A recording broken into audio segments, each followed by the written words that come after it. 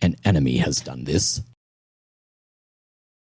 The podcast you're about to listen to may contain objectionable language, adult and/or immature content, mentions of Jesus Christ, and unironic readings of holy Christian scriptures.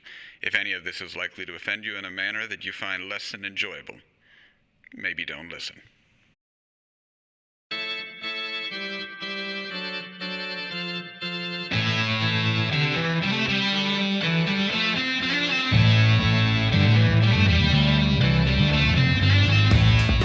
Hi, I'm Pastor Bob Schaefer. And I'm Pastor Eric Damon. Thanks for joining us.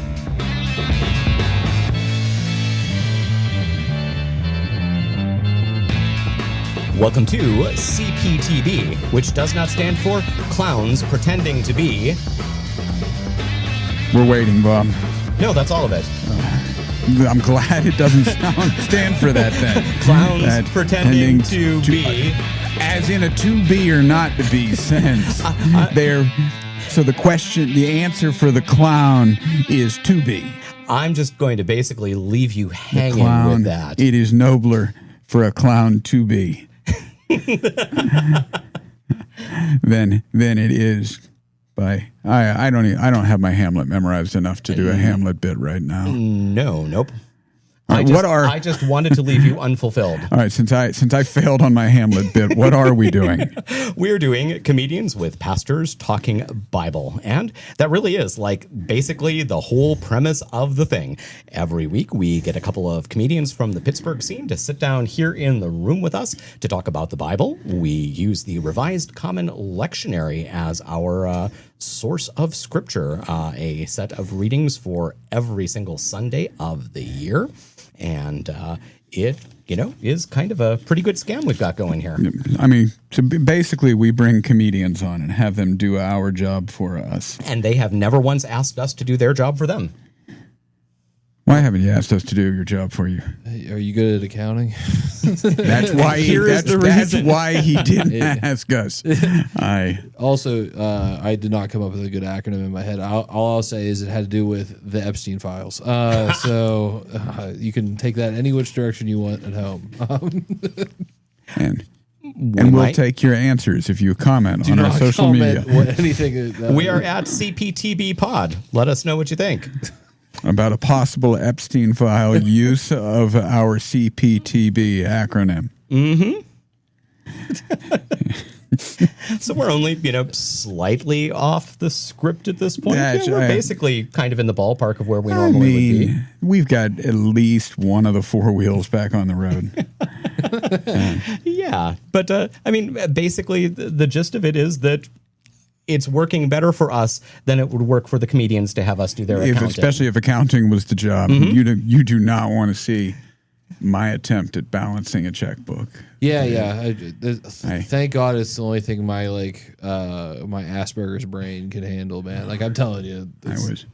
I was asked once, we had an issue with the treasurer at a congregation I was serving, and we had to go back in and rectify all the check statements. Yeah. And I was a middle school kid taking like a life skills class. I had to have someone teach me how to do that skill because I've never done that with my own accounting in life. It only gets crazier too. Yeah. I was on a phone call today talking to the CFO of a large hospital about millions of dollars. And I'm like, what is my life? Like, what are we doing here? It's crazy. We're talking Bible. That's what we are. We are talking Bible. We are not talking accounting. That voice that you hear is Josh Rittenour. It's been a few years since we've had you on the podcast. Has been. Look me up. How have you been doing? I've been great, man. Yeah, just bought a house. Been doing some comedy. Now read Matthew. I'm excited. That's like the pinnacle. I mean, you at this point will have maxed, and everything is downhill from here. Is Matthew one of the top 5 books of the Bible? I mean, it's one of the 4 Gospels, so I'd say arguably it's one of the top 4 books if you're a Christian. Okay. Without the Gospels, the story of Jesus, just the rest of the Bible's just there's nothing Christian about it. That's really funny. It's man, I didn't even know that. That's only one of the big 4, one of the pillars. Yep. Yes, they actually call it a pillar. You wouldn't be wrong in calling it You a could filler. call it a filler. Yeah. That's it. Matthew, Mark, Luke, and Ringo. The old. So we do usually we get in with our guests to talk about the way their life experience might shape how they come at Scripture. Before we do that, though, we do let our guests and our listeners know how we, as pastors in the Evangelical Lutheran Church in America, approach Scripture. Because fair is fair. Here's the deal. As ELCA I got Legend of Billie pastors, Jean in my head now. Fair is fair. Ah. All right, sorry. Yeah, if you're Gen X out there, your head went there too. So Eric and I are both ELCA pastors, which means that our approach to the Bible is to treat it with a lot of respect. It is the written word of God, and we believe it is true. But, of course, truth comes in a lot of different shapes and forms. It doesn't necessarily mean literal. Some things are literal truth. Some things are metaphorical truth or poetic truth. The Bible is a whole library of books, and so some parts of it are history. Some parts of it are poetry. Some parts of it are prophecy. Some parts of it are almost like a fable. And all of those things are present there. So we treat it as true, but we try to understand what the truth is trying to tell us, and it may not simply be the plain face value of the words. We also consider the Bible to be the yardstick by which we measure everything. Our fancy language for that is the authoritative source and norm of our proclamation and our life. And that just means that the Bible is the thing that helps us to understand how to live. It points us to Jesus, but Jesus is the goal, not the Bible itself. And we don't expect our guests to hold to any of that, but we do. Why not? I a thought high that was bar. like super persuasive on my part. I mean, obviously the whole reason we bring comedians on is to try and strong arm them into becoming members of the Evangelical Lutheran Church in America. I have my clicker on my belt, and I don't think I have clicked it a single time during the whole 3 seasons. We got to step up our game. But we do like to know where you come from before we get Yes. into scriptures. So, Yeah. I mean, I'll just start with the general. You were raised in a Christian tradition? Yep. So technically Catholic, but nipped that in the bud real fast. Went right to Methodist. My mom was Catholic. My dad was Methodist, and then he just kind of overrid that whole thing. So did Methodist church for a very long time. Did youth groups like every Wednesday. Went to Jamonville in is that like Uniontown? PA? Yep. Great place. Cross way up there on the hill. Oh, it's Yep. sweet. Yeah, I did that for like 5 years. That was fun. Like some of the best times of my life. Fell out of the whole thing in college. Read the whole God Delusion book and all that. Went the other way. Went a little too far the other way. And then just didn't really like worry about it. And then I was about my wife. She is very Christian. So like been kind of like working my way kind of back. So I would say I'm somewhere like middle like right now. But I'll go to church. We went to church the other week. That was fun. Went to a gigantic mega one. It was kind of surreal. So when you say mega church, was it just a big one, or was it like the non-denom praise band? It was non-denom. I think it was like Allison Park or something. Allison Park Church, something like that. And hundreds of people, like super 4K TVs. People like rolling on these. I was just the production was too much. Wait, for hold me. on. You did an act out of what were they rolling on? The camera was on camera a thing. trolleys. Yeah. Wow. Yeah, and then the dude that was singing was like you could tell that his ego loved not like he was a rock star. Not in like a bad way. It's just like if you're in front of like 500 people like jamming out, you're gonna be like, I'm the man right now at 11 o'clock in the morning. Yeah. but yeah, so just slowly kind of working my way back. Like I have prayed recently, which is interesting. So going through it. That is, I mean, actually taking time to set aside for prayer. It's more of like a thought before I go to bed. I thought of a prayer. I find that we've got a lot of folks that are weekly attenders at church who would tell you about, their faith who that's a rarity that they actually carve out I'm gonna sit down and say up. I mean, they'll pray if an emergency happens, but I just felt like praying. I mean, I don't know about you, Bob, but I know for me to try and actually cultivate a prayer life in the members of the congregation is an ongoing task of the job. Yes, it's really hard, and I suck at it. I mean, I see it more of like a message in a bottle type of thing, where it's just like you kind of just throw one in there, and you throw it in the ocean, and just go, all right. Like it's almost like an anxiety release thing, where like I know there's like a in the faith of Christianity, like there's a true purpose of sending it, up there. Like I also made my brother joke around and say prayer is like an email, and then when you hold hands and do it together, it's like it's fast tracked. Or something like that, and goes to God's inbox, and then he doesn't open his emails that often. But yeah, it's the way I see it. It's just like kind of just throwing it out there, and I think that's the holding not bad. hands like a lotto CCing. ticket almost, where if he decides that's the one he's going to do today.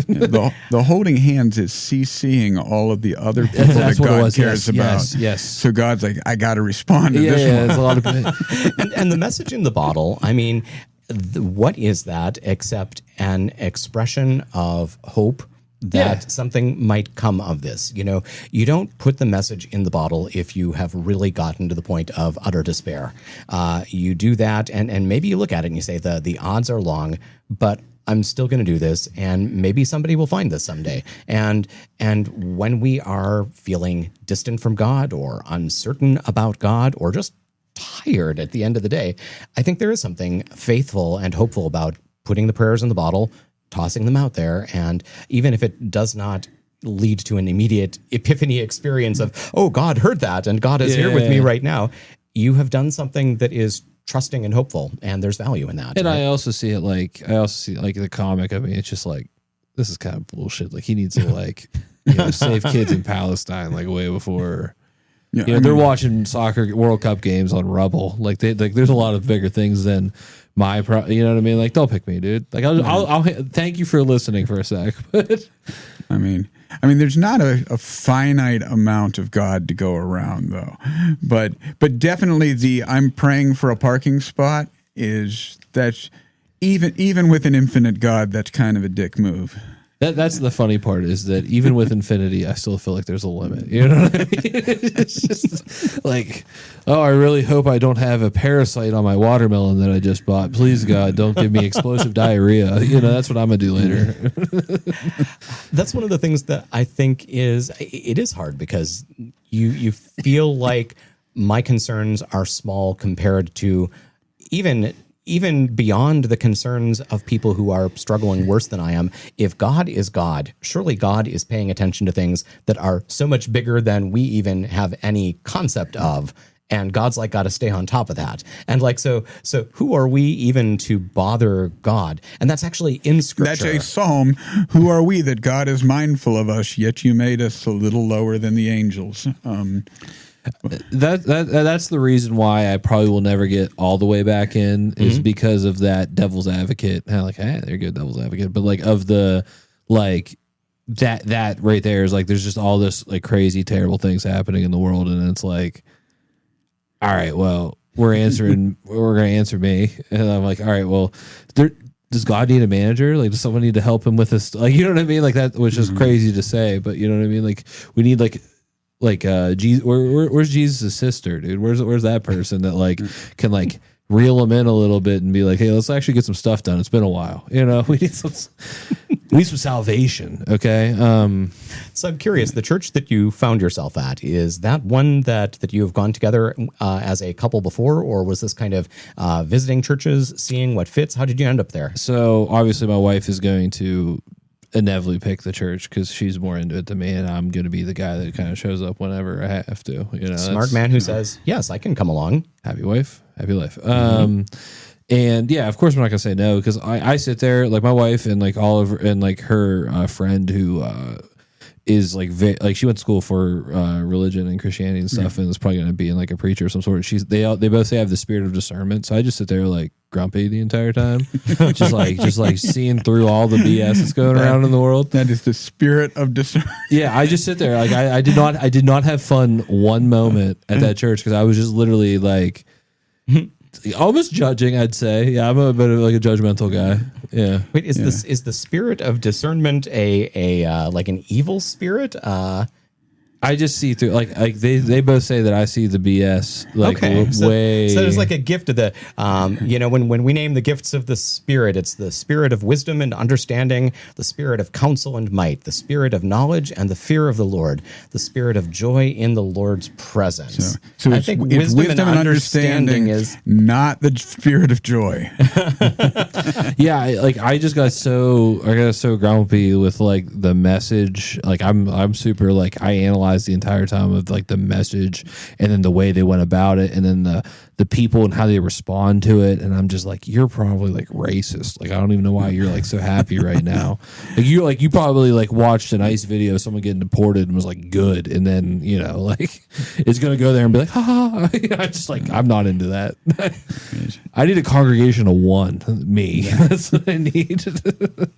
I am a firm believer that it is good to bring your discerning spirit and brain to church and actually do exactly what you are doing, to listen, to think critically about what is being said from the pulpit, about what you are experiencing as a worshiper, that's a faithful way to engage worship. And I think more congregations need to be willing to admit that we're not for everybody. Every congregation wants to think they are a one-size-fits-all congregation. Yeah. And it's just what we offer in my congregations and what that megachurch are offering. I mean, not opposed. If I'm going to give that megachurch the benefit of the doubt that they are doing the Lord's work. 100%. But, yeah. But they're definitely not doing the work that the people who are going to benefit from my congregation need. And the people who are going to benefit from their congregation are going to come to my congregation and get nothing out of it. It's just, they're two completely different experiences. And come to us, we're great for everybody. That if you're looking for a giant gonna get on the ground and really do an outreach project that is reaching hundreds of thousands of people, my little 70 people congregation is not the one that's going to put your teen to work that way. I'm also a little bit more like fire and brimstone of religion, where it's like, if I'm going to get into this, like, or how about this? If you're going to be in it more than me, you better be like trying. You know what I mean? If that makes sense. Like I don't like anyone that's like a foot in, but be like, I'm doing this weird stuff on the side. That's like what kind of weird stuff? Anything, dude. And just like, I mean, for example, just the one I brought up is like your stance on like people getting torn away from their families, like whether you're like about the illegal immigration thing or not, like that just sucks. If you can't sit there and just go, that sucks. Like I just know for a fact, if I'm in a room of 500 white people, in northern Pittsburgh, I know that at least one person like watched the video and was like good, and now they're like singing, and I'm like, you're really playing both sides of this fence here right now. I think on some of those issues would be beyond what I was saying about the one size fits all. That if you're not caring about the well-being of your neighbors, regardless of where they were born and what they look like, you're not part of the body of Christ. I mean, I want to back that up, because all of us fall short of caring for our neighbors in the full amount that we should. But if the mission of the congregation is aligned with an intent to oppress some people, that's a moral issue. That's not your congregation style is different. That is a church dividing issue in my book. And I'm not saying that the church is like promoting that anyway. Like that'd be insane for them to do. I'm just saying like the fan club of the people in the faith of Christianity give me a lot of conflicts of where I was like, do I really want to like stand next to this person and believe into the same thing, and we're all like coming together and doing this, but then what, we're gonna go eat pizza later and then you're gonna bring up something, I'm like, this is insane. Like, we're gonna really have this conversation, you know what I mean? But like we just went through this whole thing about how we have to be like nice to another person, you know? Like I don't know. I'm very, very conflicted person when it comes to faith and Christianity. So I'm curious how it has felt. You've like done basically a whole lap around the faith track at this point. Yeah, dude, I've yelled at I've had full blown arguments with like Christian people that came to Slippery Rock University, like outside of like the food hall. Like I've had screaming arguments with them, like saying how it's BS, and now I'm like on my way back. Yeah. So how does that feel to like have done the lap? I mean, are you finding things that feel familiar, or that you're encountering them again for the first time and going, oh, I get that better? Or what's the experience of like coming back around the corner, Ben? I'm not. How about this? I'm not pushing it. I feel like because I was younger, like the swing was like harder. You know what I mean? Because like I was so deep in it one way, and then I went like way deep in the other direction.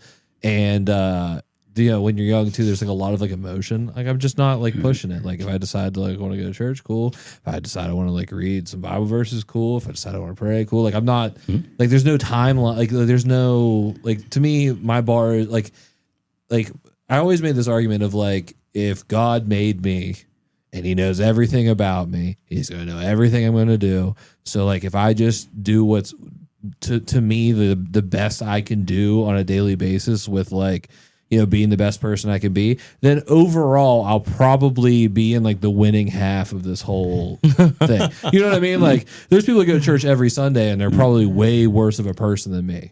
So like that's the way I like the way I'm just not pushing it. I'm just gonna like let it happen. So you're aiming to be on the right end of the bell curve. Yeah, and what's wrong with that? Like we're all pretty much average. Like so it's good. No, I mean, just as two Lutheran pastors, we have to.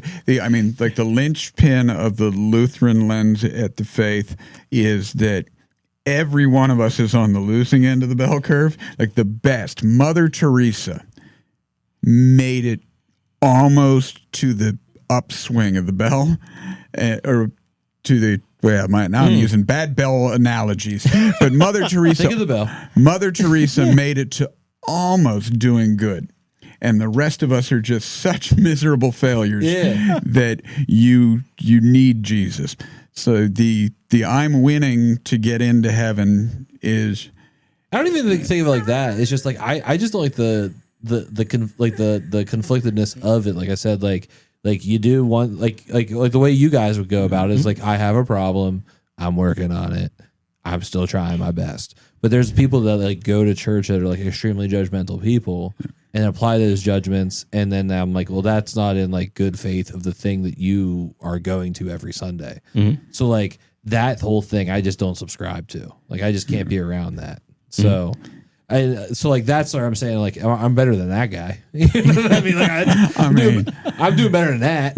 But like I'm losing in other ways, I'm sure. So you just unfortunately happened to stumble into an area where you were going to push a Lutheran button there, and we almost set you up for that. It's all good. I'm glad I pushed the button. That's just. I mean, it's our thing. All the denominations have their thing, and our thing is saved by grace alone. That's. Dang, I like this. So yeah, screw up as much. All right, screw up as much as you want, guys. We go to the Lutheran church, and you're good. Yeah. You just got to pick. So now, see, this is the discernment. All right, so if you just pick the right denomination, whatever you're up to will be all right. If you go to non-denom, you better be clean. But Lutheran, have fun. Church is the place where those who need to be healed go to be healed. Yeah. And as it turns out, we all need to be healed. And I mean, it is good to want to be, as you imagine a bell curve, on the better side of that. I mean, that is part of what Jesus calls us to do, that we should love the good. We should try to do the things that are just and that are right and are kind and compassionate and merciful. Those things please God. It's just to recognize that, first of all, you are going to fail. You will let God down, and that's. I was going to say that's all right. It's not all right. It's enough not all right that that's the whole reason why Jesus needed to do what he did. Right. But it is all right in the sense that Jesus did in fact do that, and so whatever grace you need, it has already been provided. And so do the best you can. It won't be enough. Yeah. And it doesn't need to be. What Jesus did is the thing that is enough. It's God grave on a curve. God grades on a cross. Yeah, there's no curve. Yeah, that was good. Oh, was that's good. a bumper sticker. That's a good. That's good. That's clip it. Clip that. There's Thank good. you. Thank you. That's it. That's it right there. I done got a good degree. I can say smart stuff. As we talk about the reconciling the fact that there are people with problems inside the worship communities of our churches, how about we hear a parable about the weeds. good We did the living weeds? with the evil, Bob? Absolutely. So here we are looking at the gospel for Sunday, July 19th, which is the 8th Sunday after Pentecost. And we are dwelling with Matthew chapter 13. And be aware, we are skipping a handful of verses in the middle of this. So good to possibly be asking yourself, I wonder what on earth they left out of this reading. Did you do the work ahead of time to know what they left out of Of this course reading? I didn't. Why would I have done that? We're busy, man. Come on. But we may pay attention to that or we may not. All right, so here we are in Matthew. Jesus put before the crowds another parable. The kingdom of heaven may be compared to someone who has sowed good seed in his field. But while everybody was asleep, an enemy came and sowed weeds among the wheat and then went away. So when the plants came up and bore grain, then the weeds appeared as well. And the slaves of the householder came and said to him, Master, did you not sow good seed in your field? Where then did these weeds come from? He answered, and I kind of love this line, an enemy has done this. I'm sorry, an enemy has done this. And the slave said to him, then do you want us to go out and gather them? But he replied, no, for in the gathering the weeds you would uproot the wheat along with them. Let both of them grow together until the harvest, and at harvest time I will tell the reapers, collect the weeds first and bind them in bundles to be burned, but gather the wheat into my barn. Then he left the crowds and went into the house. And his disciples approached him, saying, explain to us the parable of the weeds of the field. He answered, the one who sows the good seed is the Son of Man. The field is the world, and the good seed are the children of the kingdom. The weeds are the children of the evil one, and the enemy who sowed them is the devil. The harvest is the end of the age, and the reapers are the angels. Just as the weeds are collected and burned up with fire, so it will be at the end of the age. The Son of Man will send his angels, and they will collect out of his kingdom all causes of sin and all evildoers, and they will throw them into the furnace of fire, where there will be weeping and gnashing of teeth. Then the righteous will shine like the sun in the kingdom of their Father. Let anyone with ears listen. Say an enemy has done this in your best telenovela voice again. Something. Enemy has done this. Oh, that's good. It's good. Doesn't yeah. it need a da-da-da? I couldn't do it then. And I can't. That's he's just An enemy. that is you. If pastoring doesn't work out for you, you can definitely be in telenovelas. If there's anybody still making money in telenovelas, I don't know if you can do just telenovela voiceover, because I mean I am not telenovela actor material. yeah. Well, You I mean definitely got that, some audiobook in you, man. Yeah. that But that line just really, every time I come across it, it just like, it is so melodramatic that I just can't help myself. Yeah, this one too. Like what got me just like giggling in my head is that like a slave is just like, what did you do? Like how did that slave not get the shit kicked out of him? That's what I was like worried about. I was like, you're questioning your master right now. Like also, it's like, can we like reword this a little bit to like get it back to like 2026 where like slavery isn't like let's lighten it up a little bit. Like maybe like just house like farmer. So there are some translations that probably have used the word servant here. Yeah. The Greek word would be doulos, which is slave. It's not the same kind of slavery as existed in the American South. So it is not slaves as, pieces of property, chattel slavery. It is not the utterly dehumanizing institution. Yeah. but it's still complicated language, especially for us in this country with the heritage we have. So if you're doing a paraphrase translation, you can find things that would demonstrate the relationship better than slave master here. But as far as an actual word for word translation, there just isn't a better word, because worker is not correct. These folks are not there to get a daily wage the way we think of. It's probably more like medieval peasant, I'd imagine, right? Where it's like this guy owns all the land. They have a little shack over there. They come help work the land, and he's like the lord of the. That would be a closer. Yeah, and I think you are right about the cheekiness of what they are saying. I mean, they're basically saying, "Do you suck at what you do? Didn't you do that right? Why is it all effed up, sir? Did you buy the crap grain again this year?" Yeah.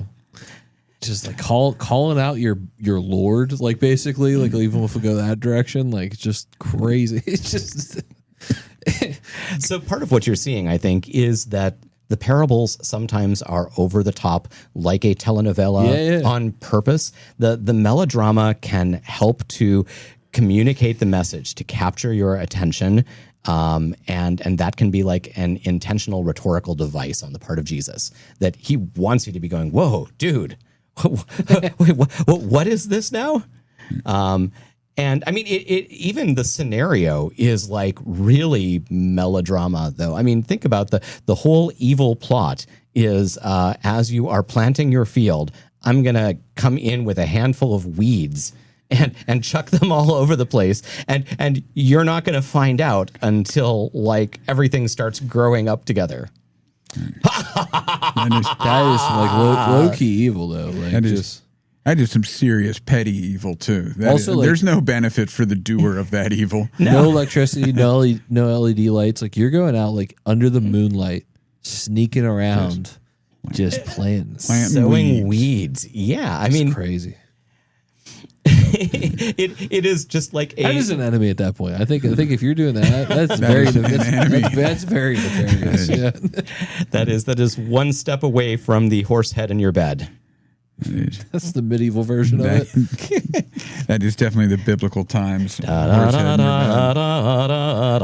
sorry, Godfather. There is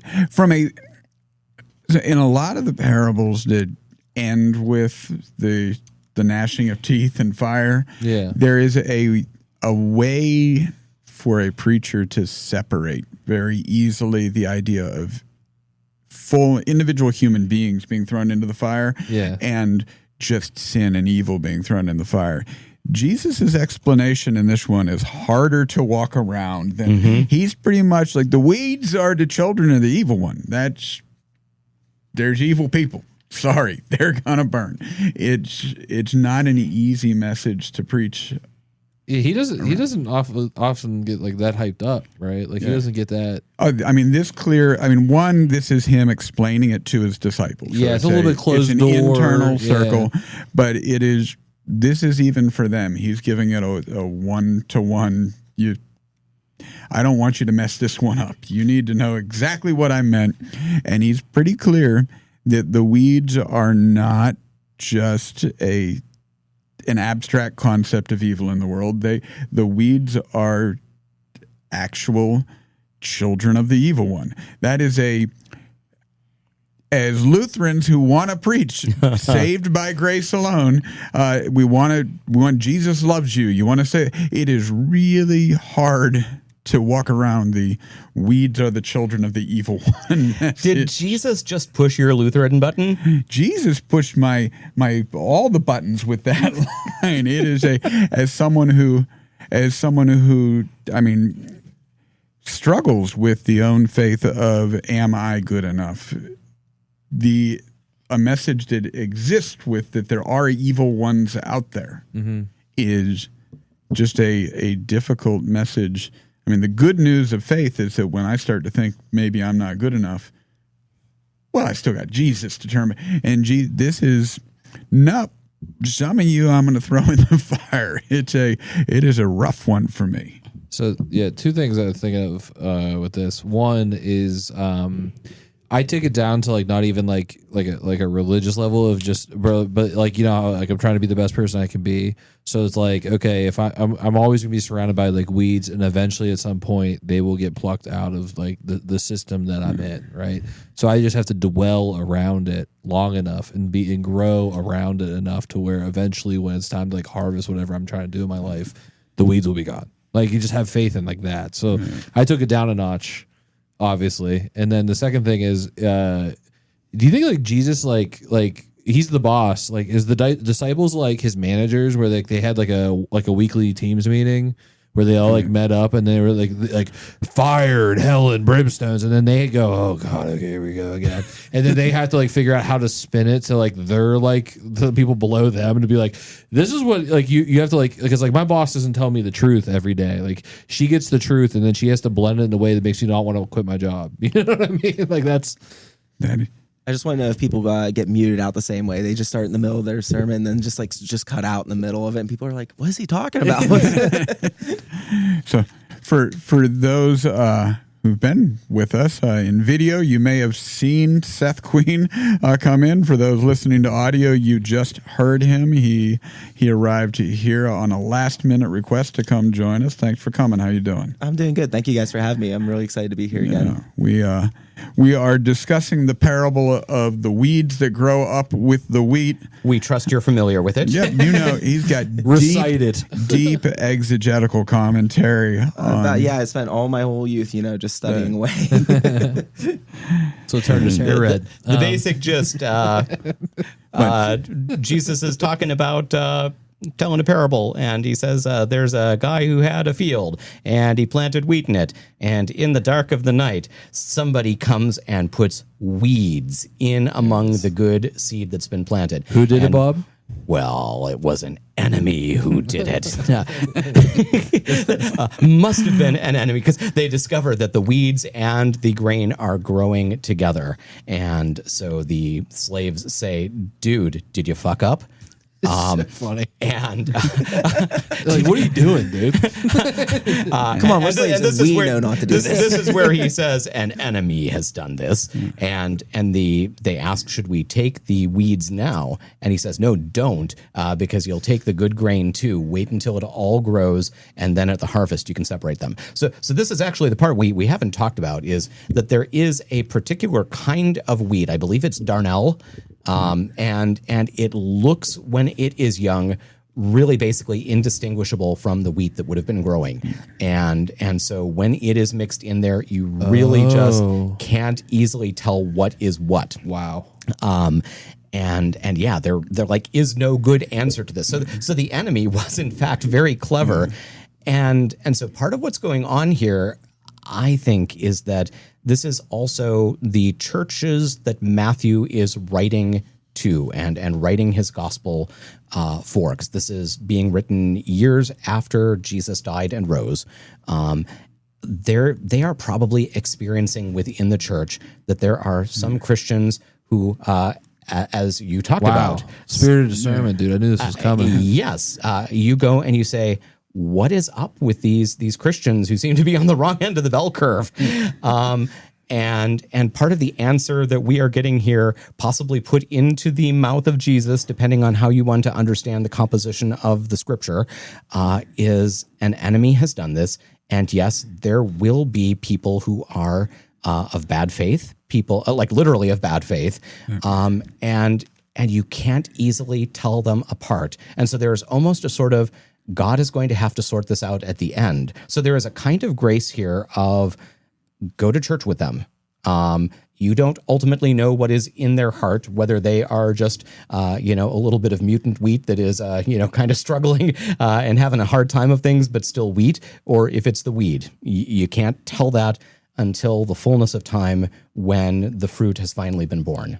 And it will be up to the master of the harvest to do that. I think that's part of what's going on here. And just in context of Matthew's gospel, this is it. I mean, we've just had, as we're recording this episode, I'm preparing to preach on another parable on weeds, where the weeds are the thorns that choke out and kill the plant so it can't bear any fruit. And it has to be. The only way I can reconcile that parable existing side by side with a parable where he's like, just let the weeds grow, is if it is something like Darnell, that it won't choke it out. It's going to coexist with it, but it's taking up space, and you're going to have to get rid of it in the end. It's not going to have any real value at the end.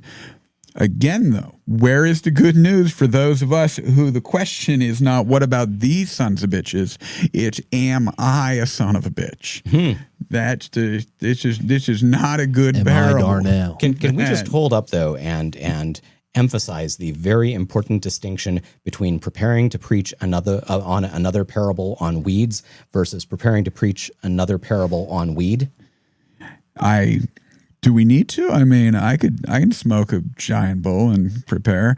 I mean, I haven't for decades, but why not try something new, Bob? It's weed season at the church, Queen. I don't know if you knew that. Yeah. I knew this was a cool church. I will say though, reading scripture like that, like I kind of said earlier, it's like being able to apply that stuff to your everyday life though too, like whether it's a job or any sort of other relationship you have with someone. If you take that same type of mindset, you can apply that to your everyday life and not like overreact in a situation, because that person's like growing next to you, and then once they show their real colors, and then you go, oh my God, what happened?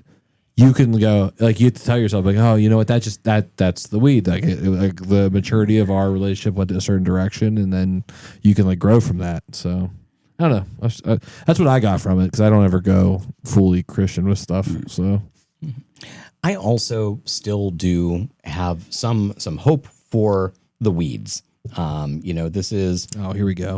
I mean, my deepest conviction is that I'm just playing. Yeah, I really believe that when Paul says that that all creation is groaning in travail, waiting for the salvation that is coming, and that Jesus is the one who brings it, that God is creating making all things new through Jesus Christ. There's a part of me that really believes that the deepest truth of our faith, I hope, and it feels right to me, is that God really is making all things new, and that even the weeds that get burned are ultimately made new, and that the burning of the weeds ends up being a purifying process and not a process of damnation.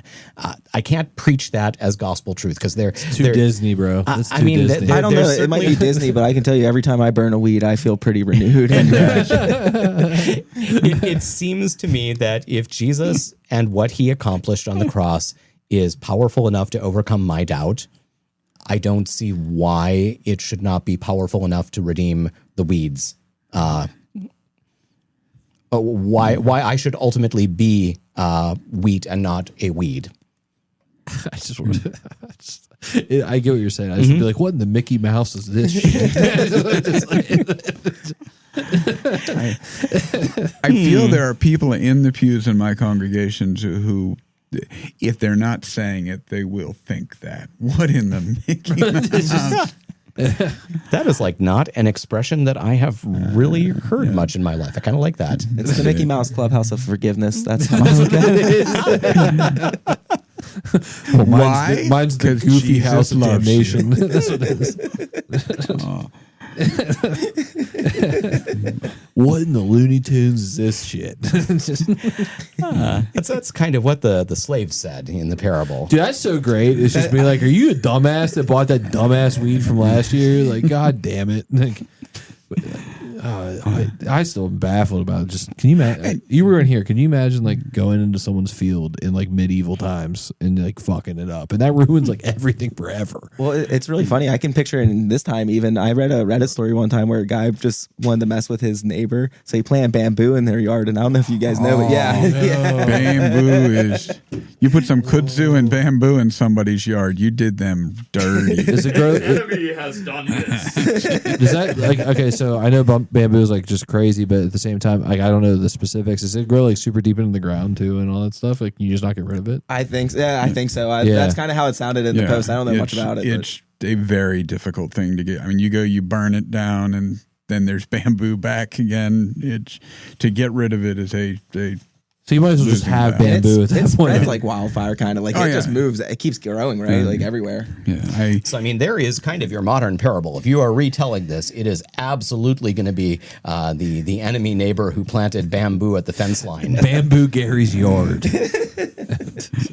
And the homeowners association said an enemy has done No, this. the homeowners association are the ones that asked him, "Didn't you plant approved plants in the yard?" All right, there we go. And then the homeowners said, "An enemy has done this." Wasn't me. This is the president of the HOA. That's what it is. It's the president. He hates you. Scriptures are fun. But I mean, I think there is this parable does seem to be included more as a daily lesson, the way you're using it, than the good news that is my just Lutheran pastor's knee jerk what I want to get out of it, because there is a definite daily lesson to this, that you are coming to God and saying, why am I surrounded by assholes? Yeah. And God is like, you're just going to have to deal with them for a while. What's the saying though? But being surrounded by assholes, maybe you are one. What is it? See, I'm just I'm quoting Spaceballs. Yeah, I was just about to say, I was thinking Spaceballs.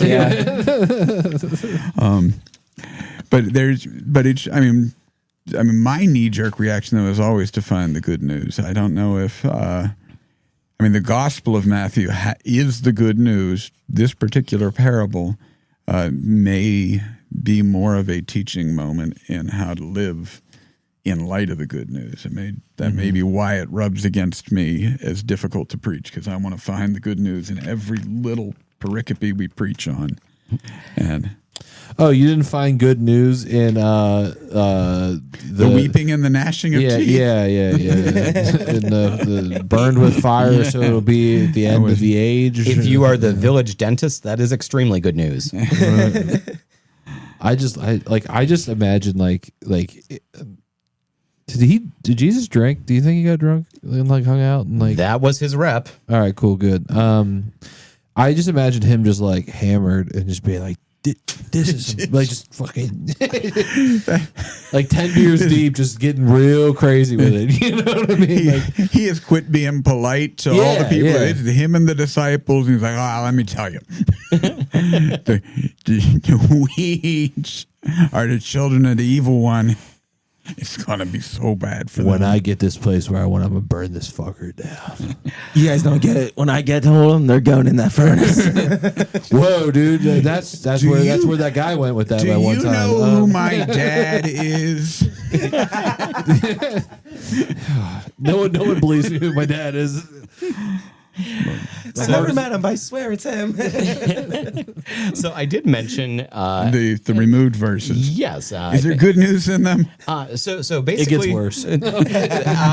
Neither worse nor better. This is just in between all of this. Jesus tells two more parables that we already have talked about because they were in previous week's readings. The parable of the mustard seed and of the yeast. So we have kind of in the lectionary been sort of hopping around and kind of trying to tie together parts of this. So the intent of the lectionary here was to have the parable and then jumping straight to where Jesus explains it without having to get two more parables and then a little editorial comment about Jesus speaking in parables in the middle. Yeah, that'd have been terrifying if I had to show up 2 or 3 weeks in a row and you're still on these freaking parables of church. Oh my God, I would probably lose my mind. I'd be like, yes, last week was yeast and now we're talking about fucking mustard seeds. I'd be so mad, dude. I'd be so mad. I'd be like, where's the good news, Eric? You got to wait till we get into the bread dialogues. Did you guys see that new Knives Out mystery movie?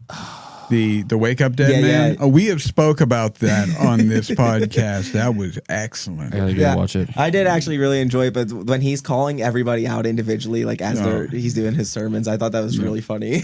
That's how I'd feel if I came in and you guys were every couple of weeks, I'd be like, man, I started to think they're talking about me a little bit. There is a YouTube some sketch out there somewhere that is the an honest pastor in quotes, and he's just yelling at everybody. And one of them, and he's like, "And you, Bob, I took a vow not to say who's the worst, but you're the